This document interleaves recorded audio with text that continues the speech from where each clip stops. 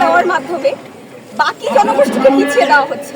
আমরা সকলেই জানি এর মাধ্যমে মেধাবী শিক্ষার্থীরা অনেক পিছিয়ে যাবে এবং এর কারণেই আসলে দেশের বেশিরভাগ শিক্ষার্থী দেশে থাকার পরিবর্তে বাহিরে গিয়ে চাকরি করার ইচ্ছা পোষণ করে।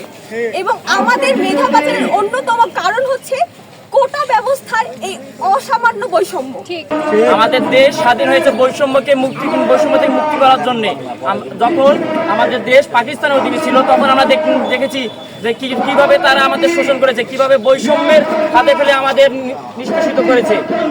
সেই বৈষম্য সেই ফাঁদে যেন আর করতে না হয়, সেই জন্য বর্তমান ছাত্র সমাজ জেগে উঠেছে।